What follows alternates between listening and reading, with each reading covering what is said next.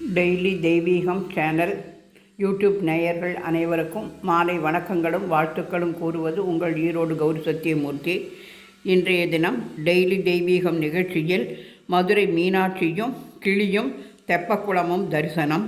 மேலும் சுந்தரேஸ்வரர் நிகழ்த்திய 64 திருவிளையாடல்களில் ஒன்றான வளையல் விற்ற படலம் இன்றைய அலங்காரம்.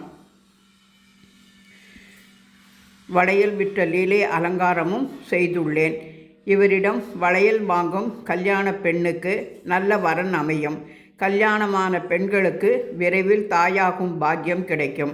தாய்மை அடைந்து வளைகாய்ப்பு சீமந்தத்திற்கு மதுரை சோமசுந்தரிடம் நீல கலர், மஞ்சள் கலர், சிகப்பு கலர், பச்சை கலர், ஆரஞ்சு கலர், வெள்ளை கலர், கருப்பு கலர் என கலர் வாரியாக வளையல் வாங்கி கையில் வேப்பிலை காப்பு, தங்க காப்புடன் தங்க வளையல்களும் சேர்ந்து அடுக்கும்போது சீமந்த பெண் மதுரை மீனாட்சியைப் போலவே முத்து உதிர்ப்பார்.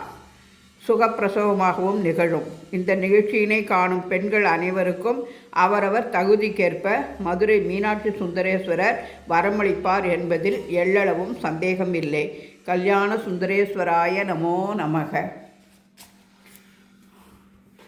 மீனாட்சியோட குளத்தில் மீன் இல்லை, அதுக்கு பதிலாக கிளி 4 பக்கமும் காவல் இருக்கா மாதிரி கோலம் வரைந்து தீபம் ஏற்றி வைத்து அலங்கரித்திருக்கின்றேன். மதுரை மீனாட்சி தெப்பக்குளத்தை சுற்றி பெண்கள் கோலாட்டம் போடும் நிகழ்ச்சியாக கோலாட்டத்தையும் வைத்து அலங்கரித்திருக்கின்றேன். வளையல் விற்கும் காட்சியில் சிவபெருமான் தோளிலும் கையிலும் தலையிலுமாக வளையலை அடுக்கி கொண்டு வியாபாரம் செய்ய தெரு தெருவாக வளையல் வாங்கலையோ வளையல், வளையல் வாங்கலையோ வளையல் என்று கூறிக்கொண்டு நடந்து வருவது போல் அலங்கரித்திருக்கின்றேன். மலர் மாலைகளால் சிவலிங்கம் போல் அமைத்திருக்கின்றேன். சிவனுக்கு முன்னால் நந்தியும் அமர்ந்து சிவநாமத்தை ஜெபித்து கொண்டு இருக்கின்றார். நாமும் மீனாட்சி சுந்தரேஸ்வராப்யோ நமோ நமக என்று ஜெபிப்போமாக.